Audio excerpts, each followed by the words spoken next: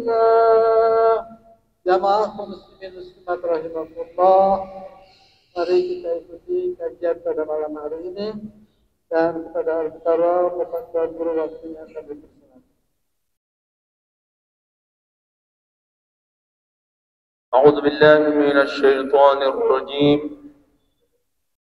بسم الله الرحمن الرحيم بالله وبحمده السلام عليكم ورحمة الله وبركاته إن الحمد لله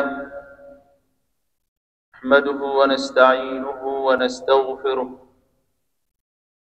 ونعوذ بالله من شرور أنفسنا سيئات أعمالنا من يهده الله فلا مضل له ومن يضلل فلا هادي له أشهد أن لا إله إلا الله وحده لا شريك له أشهد أن محمدا عبده ورسوله لا نبي بعده اللهم أصلح أمة محمد صلى الله عليه وسلم فرج عن أمة محمد صلى الله عليه وسلم وارحم أمة محمد صلى الله عليه وسلم شعور وفاد وأيد نهضة الوطن في العالمين بحق محمد صلى الله عليه وسلم عمر نهضة الوطن الدينية الإسلامية على مذهب أهل السنة والجماعة إلى يوم الدين حق محمد صلى الله عليه وسلم سبحانك لا علم لنا إلا ما علمتنا إنك أنت العليم الحكيم لا حول ولا قوة إلا بالله العلي العظيم اشرح لي صدري ويسر لي أمري واحلل عقدة من لساني يفقهوا قولي تبركا لقول الله تعالى أعوذ بالله من الشيطان الرجيم يا أيها الذين آمنوا اصبروا وصابروا ورابطوا قال أيضا كل نفس ذائقة الموت ونبلوكم بالشر والخير كآخر الآية قال أيضا ولنبلونكم حتى نعلم المجاهدين منكم والصابرين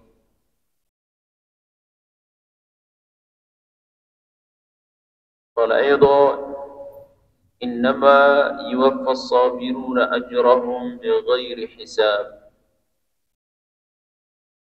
صدق الله العظيم صدق رسولنا الكريم ونحن إن شاء الله من الشاهدين والشاكرين. Mukarramun, bapak-bapak, para tuan guru yang sama-sama kita muliakan dan hormati, para tokoh agama, tokoh masyarakat, para asatidz, tokoh muda yang kita hormati pula. Singkatnya, hadirin wal hadirat, sabirawuh yang kita cintai. Syukur kita panjatkan kehadirat Allah Subhanahu wa taala.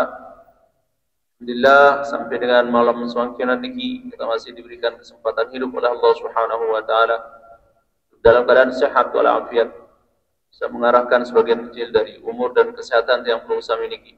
Terus bersabar menjalankan ketaatan di atas ketaatan kepada Allah Subhanahu wa taala. Dan yang perlu kami meninggal menghadap Allah Subhanahu wa taala dalam keadaan melakukan ketaatan. Amin ya rabbal alamin. Salawat dan salam kita sampaikan kepada Rasulullah sallallahu alaihi wasallam. Mudah-mudahan yang perlu kami semuanya mudah-mudahan mendapatkan syafaat beliau nanti di yaumil qiyamah. Kirim beliau dan guru-guru yang perlu kami mudah-mudahan masuk syurga bi ghairi hisab. Amin ya rabbal alamin. ومن السابقين الأولين أبو ذر الغفاري، وكان من أعراب البادية فصيحا حلو الحديث، ولما بلغه مبحث رسول الله صلى الله عليه وسلم قال لأخيه: أركب إلى هذا الوادي فاعلم لي علم هذا الرجل الذي يزعم أنه نبي يأتيه الخبر من السماء، واسمع من قوله ثم ائتني. فانطلق الأخ حتى قدم مكة وسمع من قول الرسول صلى الله عليه وسلم، ثم رجع إلى أبي ذر فقال: رأيته يأمر بمكارم الأخلاق ويقول كلاما ما هو بالشعر. قال: ما شفيتني مما أردت، فتزودوا وحمل قربة له فيها ماء حتى قدم مكة إلى آخره.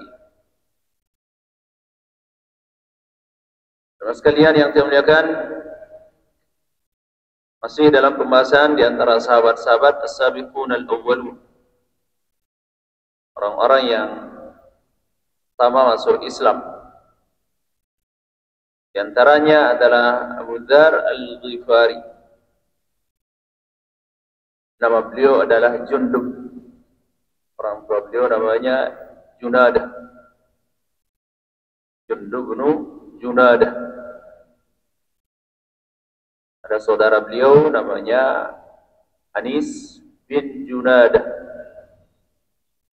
Tapi terkenal beliau dalam hadis-hadis Rasul, termasuk di antara orang yang banyak meriwayatkan hadis dari Rasulullah sallallahu alaihi wasallam adalah Abu Dzar al-Ghifari, dan beliau termasuk min ashabis suffah, 70 orang yang selalu standby duduk di masjid Rasulullah sallallahu alaihi wasallam untuk menunggu datangnya wahyu dari Allah terhadap Rasulullah.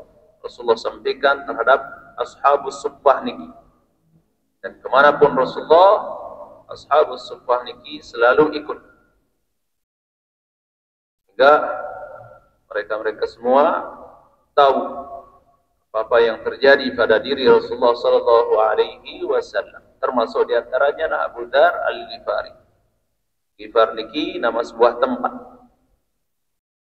yang lebih dekat ke Syam atau Syria semangkinan ini. Maka Abu Dzar al-Ghifari dia termasuk min a'rabil badiyati, orang pedalaman Arab yang lebih dikenal dengan orang Badui, suku pedalaman. Sampai semangkinan ini masih banyak ya, orang-orang Arab yang tinggalnya di tengah hutan, tidak mau dengan keramaian, tinggalnya di bawah-bawah gunung. Kelihatannya panas, tapi kalau di bawah-bawah gunung ini, ya mungkin alhamdulillah ada YouTuber dari Indonesia yang masuk ke tempat-tempat pemukiman orang-orang Badu niki, sehingga bisa perbuat tele, bisa perbuat saksikan di YouTube bagaimana kehidupan orang-orang pedalaman Saudi Arabia niki. Termasuk Abu Dzar al-Ghifari niki adalah orang yang fasihan, bahasanya sangat fasih. Dia berbahasa dengan bahasa yang sangat fasih. Begitu juga ulwal hadith, tutur katanya sangat manis.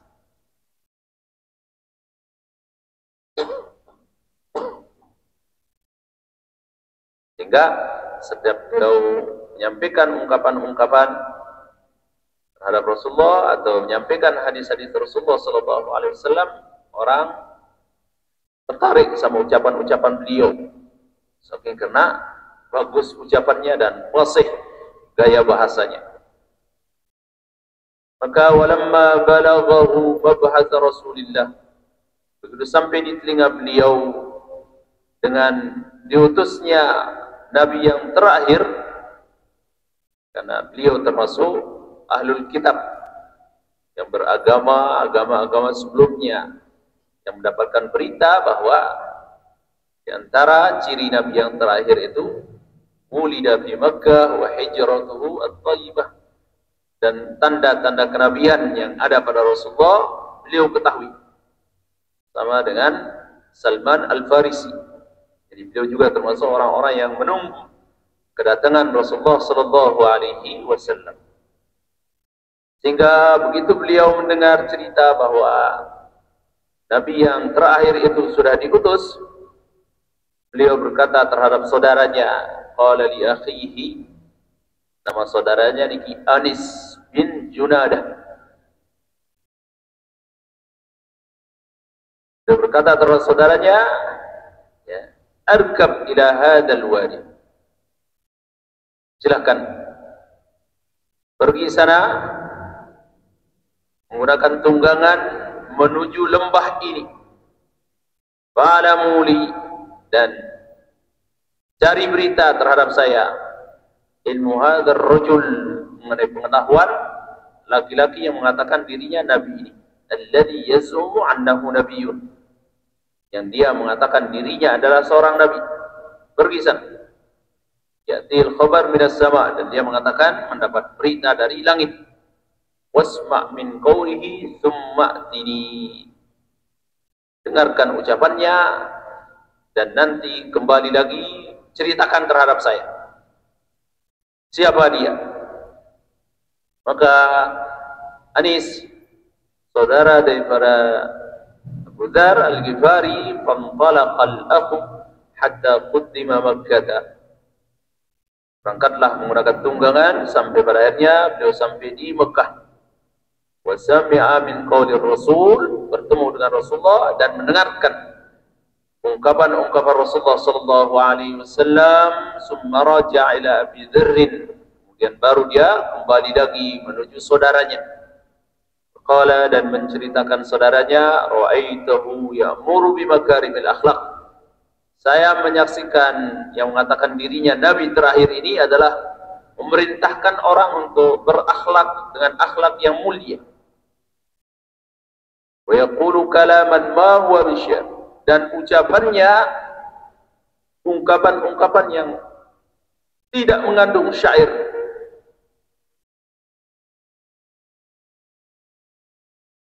Karena memang dari dulu terkenal tukang-tukang syair, orang-orang Mekah niki, pertandingan syair-syair. Sehingga ada seorang penyair, kalau tidak salah Mutanabbi, itu ditemukan oleh Rasulullah SAW, seorang penyair terkenal.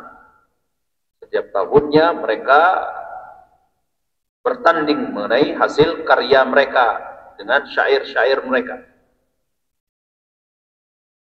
Tapi Al-Quran bukan termasuk syair, karena penyair ini mengikuti hawa nafsunya. Yattabi'uhumul ghawun, asy-syu'ara yattabi'uhumul ghawun. Penyair-penyair ini mengikuti hayalan-hayalan mereka dan tidak lepas dari permasalahan cinta. Ya, semua rata-rata isi syair itu kebanyakan adalah masalah cinta. Itu juga nyanyian-nyanyian. Tapi ungkapan Rasulullah adalah wa yantiqu 'anil hawa in huwa wahyu yuha. Beliau tidak bicara dari hawa nafsunya seperti ungkapan para penyair, tapi yang keluar dari mulutnya adalah kalamullah, firman-firman Allah Subhanahu wa taala. Qala, maka Abi Dzar mengatakan, ma syafaitani mimma aradta, saya belum puas dengan keterangan Anda, kata Abu Dzar. Begitu mendapat cerita dari adiknya mengenai Nabi yang terakhir niki. Maka Abu Dzar mengatakan, saya belum puas dengan cerita Anda, sampai pada akhirnya Abu Dzar mengambil bekalnya, fatazawwadu wa hamila qurbatan law fiha wa'un, sambil membawa bekalnya dan mengambil tempat airnya, berangkat menuju Mekah sendirian untuk mencari tahu langsung siapa Rasulullah sallallahu alaihi wasallam. Hatta qudima Makkah, hingga akhirnya setelah sekian minggu dia jalan karena jauh ya, jangankan Al-Ghifari, Madinah ke Mekah saja 500 kilo kurang lebih, kalau jalan kaki ya kurang lebih sekitar 3 hari, 2 hari sampai 3 hari kalau menggunakan onta. Maka setelah sekian hari Abu Dzar di jalan, sampailah dia ke Mekah. Fatal masjid, beliau langsung menuju masjid. Faltamisun Nabi sallallahu alaihi wasallam wa lam ya'rifu. Beliau mencari Rasulullah sallallahu alaihi wasallam yang pada saat itu beliau belum mengenal siapa, bagaimana rupa Rasulullah sallallahu alaihi wasallam. Wa kariha ay yas'alanahu, akan tapi beliau tidak mau untuk bertanya, karena memang beliau sudah mendapat cerita dari adiknya juga bahwa Nabi yang terakhir itu dimusuhi oleh kaumnya, dikatakan oleh kaumnya tukang fitnah, ya, tukang sihir, gila dan lain sebagainya. Sehingga Abu Dzar niki tidak mau bertanya, beliau langsung ke masjid mencari Nabi yang terakhir, ya, dan beliau tidak bertanya sama siapapun. Karena beliau sadar mendapat berita dari saudaranya, lamma ya'rifu min karahati Quraisy likulli man yakhubu Rasulullah sallallahu alaihi wasallam. Setiap orang yang mencari Rasulullah sallallahu alaihi wasallam, orang-orang Quraisy pasti marah, ya, dan menghukum orang-orang niki, serta menjelek-jelekkan Rasulullah, memfitnah Rasulullah sallallahu alaihi wasallam. Sebenarnya Abu Dzar tidak mau bertanya terhadap orang Quraisy mengenai Rasulullah sallallahu alaihi wasallam. Hatta idza adrakaul lail, sampai pada akhirnya malam dia mencari, nunggu di masjid, ya. Ra'ahu Aliyan, bertemulah dia dengan Sayyidina Ali. Sayyidina Ali menyaksikan orang ini, Abu Dzar niki, dan sadar, fa'arafa annahu gharib, ya, annahu gharibun. Sayyidina Ali sadar bahwa orang ini adalah orang asing, pendatang baru. Maka fa'adhafahu 'indahu, Sayyidina Ali menerima Abu Dzar niki sebagai tamu. Walam yas'al ahadun minhuma, akan tapi antara Sayyidina Ali dengan Abu Dzar niki tidak berbicara, tidak saling tanya antara satu dengan yang lainnya, diam. Walam yas'al ahadun minhuma sahibahu an syai'in ala qaidati dhiyafah indal Arab.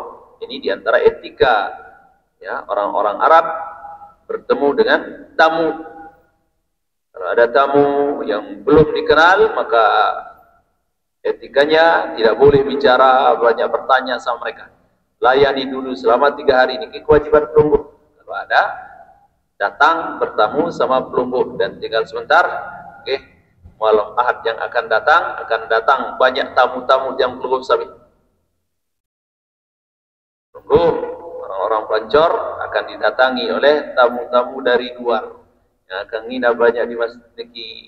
Begitu juga seandainya kata pelungguh, persilahkan nginap di pondok-pondok pelungguh yang mungkin kosong, ya silahkan, ya. Pelungguh bertamu terhadap mereka, anggap mereka tamu, karena kewajiban pelungguh terhadap tamu 3 hari. Kewajiban yang pelungguh sami terhadap tamu 3 hari, ya. Dan jangan pelungguh banyak bertanya terhadap tamu niki. Nah, begitu juga seorang tamu jangan terlalu merepotkan tuan rumah. Maka Sayyidina Ali karramallahu wajhahu, dia bicara sedikit pun terhadap Abu Dar. Abu Dar pun diam karena takut. Ya, jangan sampai orang yang dia kenal dan menganggapnya tamu niki, tuan rumah niki adalah termasuk orang-orang benci terhadap Rasulullah. Dia belum tahu bahwa Sayyidina Ali adalah misalnya Rasulullah yang sudah masuk Islam pertama kali. Akhirnya antara Sayyidina Ali dan Abu Dar saling diam. Ala qaidat ad-diyafah 'inda al-Arab la yas'alu ad-dhayf an sabi qudumihi illa ba'da thalath.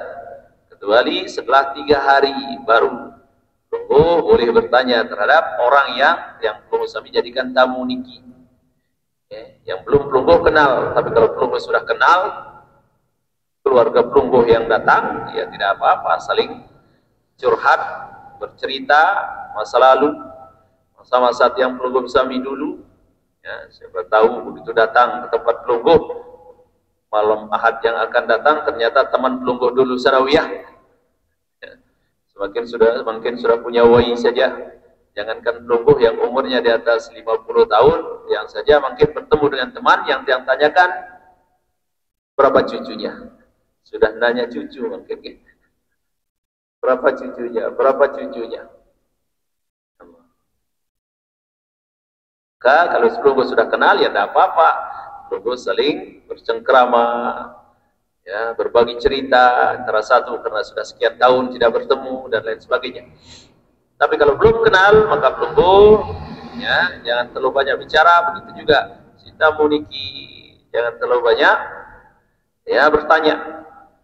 Ini diantara etika tuan rumah dan tamu. Kecuali setelah 3 hari. Maka setelah pelungguh lakukan kewajibannya 3 hari, boleh pelungguh perintahkan tamu niki yang pelungguh anggap tamu niki untuk silakan pindah ke tempat yang lain atau melanjutkan perjalanannya. Pelungguh sudah tidak berkewajiban untuk memberikan dia nafkah, tidak berkewajiban. Maka falamma asbaha, malam pertama dia tidur di tempatnya Sayyidina Ali, Abu Dar, ya, pagi-pagi bangun tidur kembali dia mengambil perbekalannya, begitu juga tempat airnya. Ihtamala qurbatahu wa zadahu ila al-masjid, berangkat lagi menuju ke masjid. Berangkat menuju ke masjid untuk mencari Rasulullah sallallahu alaihi wasallam. Wa dhalla dzalika al-yawm wa la yarahu ar-rasul.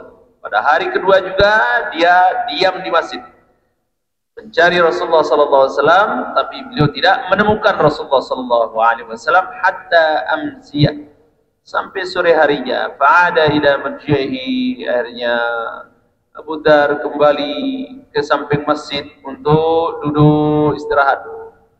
Kembali famarra bihi Aliun, kembali Sayyidina Ali mendatangi Abu Dar. Qala lahu, Sayyidina Ali berkata terhadap Abu Dar, "Al-an lirrajuli an ya'rifa manzilahu alladhi udhifa bihi bil ams." Ya, dalam hatinya Sayyidina Ali mengatakan, mungkin orang ini ya, dia tidak tahu tempat saya kemarin mengajak dia pulang. Akhirnya didatangi lagi oleh Sayyidina Ali dan diajak pulang ke rumahnya Sayyidina Ali untuk menginap di rumahnya Sayyidina Ali. Faqamahu fadhahaba ma'ahu, seperti kemarin juga hari pertamanya, la yas'al wahidun minhuma sahibahu. Tidak ada yang saling bicara antara satu dengan yang lainnya. Sayyidina Ali menjaga etika sebagai seorang tuan rumah. Abu Dar pun dalam keadaan ketakutan. Seandainya kata dia salah tempat bertanya, jangan sampai dia bertanya terhadap orang yang benci terhadap Rasulullah, sehingga akan kena hukuman.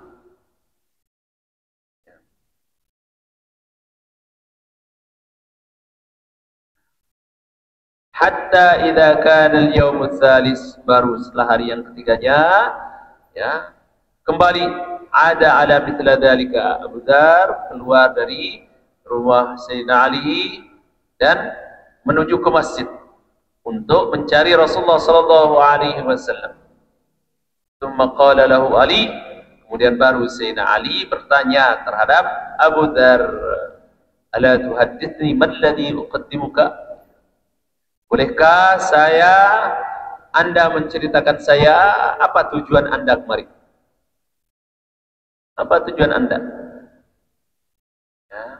Maka Abu Dzar berkata, "In a'taitani 'ahdan mitsaqan la tarshudanni fa'altu." Kata Abu Dzar, kalau Anda siap menjaga saya, ya, siap memelihara saya, ya, berjanji dengan saya, maka baru saya akan ceritakan Anda. Kata Abu Dzar. Fa'ala, maka Sayyidina Ali pun bersiap untuk berjanji tidak akan mengganggu Abu Dzar, ya, ataupun menjaga Abu Dzar. Maka fa'ala fa'akhbarahu, baru Sayyidina Ali menceritakan Abu Dzar. Qala, kata Sayyidina Ali, Abu Dzar berarti bertemu dengan orang yang tepat. Kata Sayyidina Ali, fa innahu haqqun, benar yang Anda cari itu benar. Wa huwa Rasulullah, dia adalah seorang Rasulullah sallallahu alaihi wasallam. Baru dia sadar Abu Dzar bertemu dengan orang yang tepat. Dia tidak bertemu dengan orang yang salah, sehingga beliau selamat. Ya. Fa idza asbahta fattabi'ni, maka besok, ya, besok pagi ikuti saya, kata Sayyidina Ali. Fa inni in ra'aita syai'an akhafahu 'alaika qumtu ka'anni urikal ma'. Besok kita akan pergi ke rumahnya Rasulullah, dan kalau ada sesuatu yang mencurigakan, ya, saya takut Anda diapa-apakan oleh orang Quraisy, karena orang benci terhadap Rasulullah sallallahu alaihi wasallam, orang Quraisy benci terhadap Rasulullah. Kalau ditahu bahwa ada orang yang pergi ke sana menuju Rasulullah sallallahu alaihi wasallam, mereka akan menyakitinya.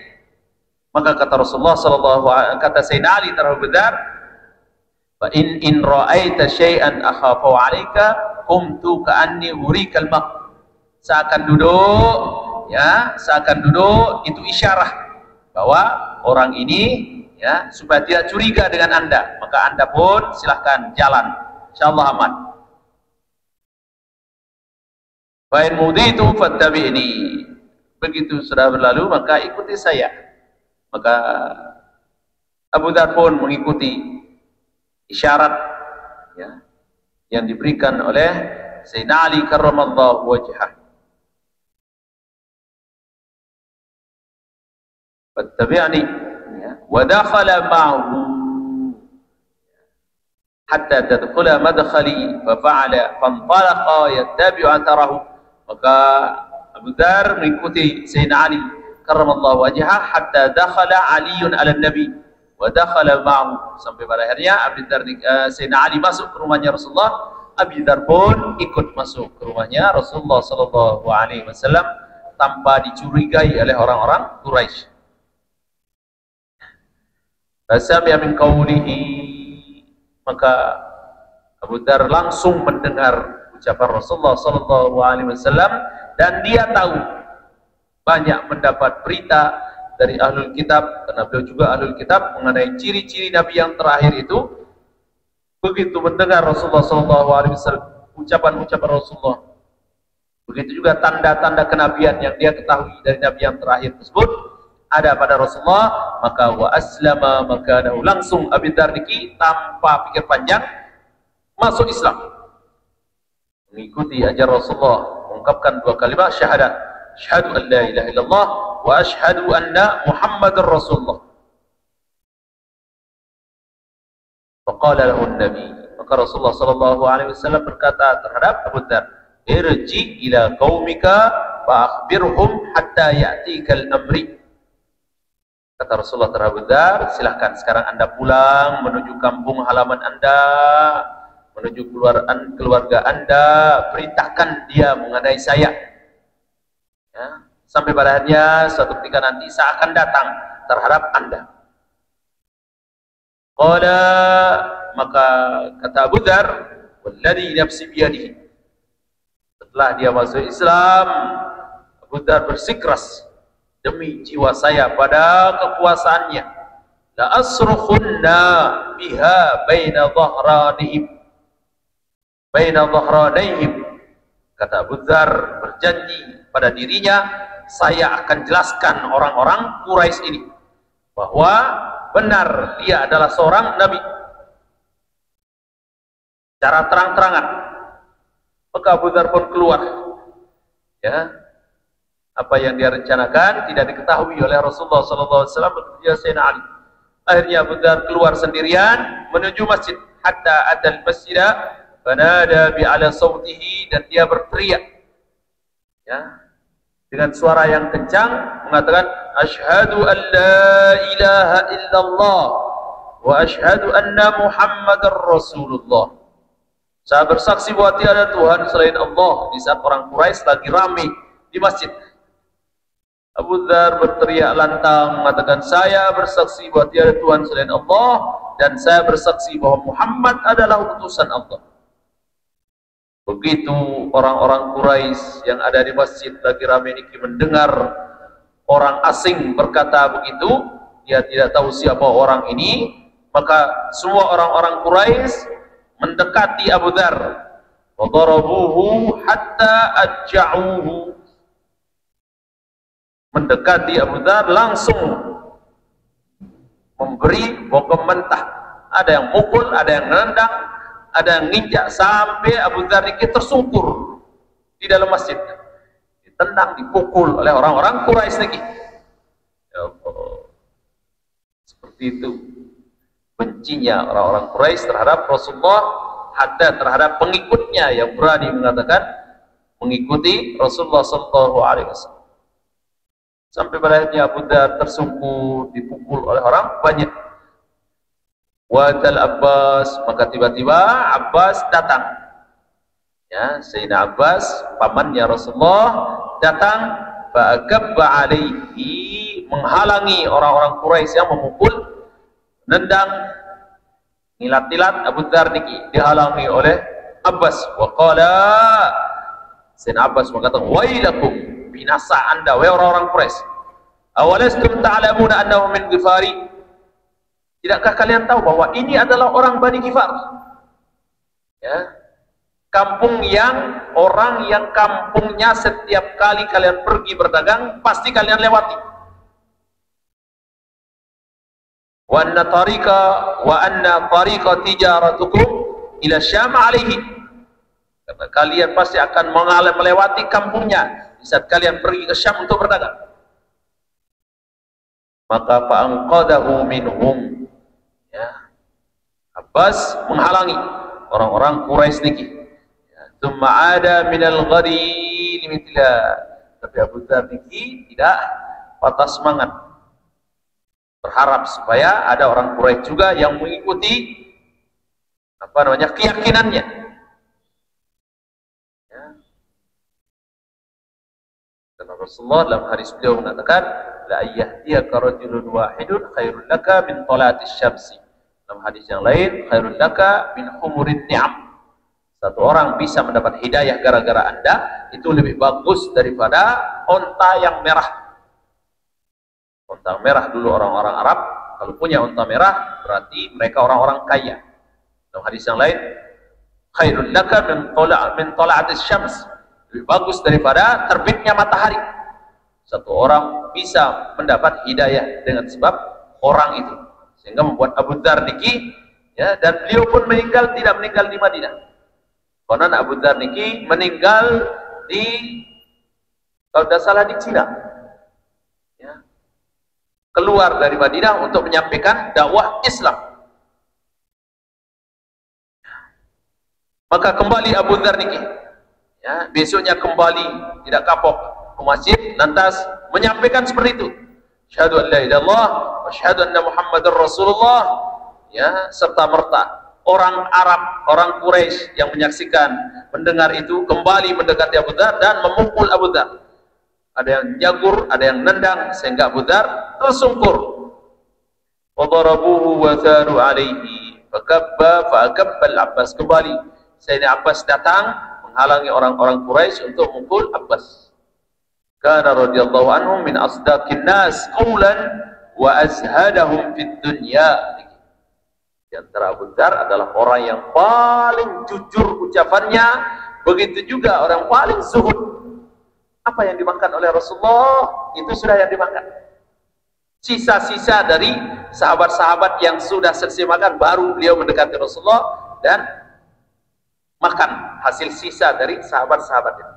Dan beliau termasuk ashabus suffah, ya, 70 orang yang tetap mengabdi terhadap Rasulullah sallallahu alaihi wasallam. Sampun ada hadisnya yang dia bacakan dulu waktu membahas Syama'il Muhammadiyah, sampai beliau kena dengan penyakit mopok, seperti orang mopok karena sudah sekian hari tidak makan, ya, sampai Rasulullah menginjak lehernya Abu Dzar niki, dikira orang Nabi, namanya bahasa Indonesianya penyakit ayan, karena sudah sekian hari tidak makan, saking kena kezuhudan daripada Abu Dzar niki. Itulah sedikit mengenai kisah Abu Dzar yang insyaallah nanti akan dilanjutkan dengan kisah-kisah yang lainnya karena sudah habis waktu. Terima kasih atas perhatiannya. Terus ampura kalau ada salah dan keliru, ya. Hadanallahu iyyakum ajma'in. Allahumma waffiq wal hadi ila sabilir rasyad. Assalamualaikum warahmatullahi wabarakatuh. Waalaikumsalam warahmatullahi wabarakatuh. Alhamdulillahirabbil alamin. Jazakumullah khairan katsir. Terima kasih Bapak dan Guru. Jamaah kaum muslimin muslimat rahimakumullah. Demikian kisah baginda Rasulullah lewat sahabat yang pertama-tama memasuki agama Islam yang penuh ujian. Dan seperti itukah kita akan mendapatkan ujian itu? Ya tentunya tergantung dari situasi dan kondisi kita saat ini.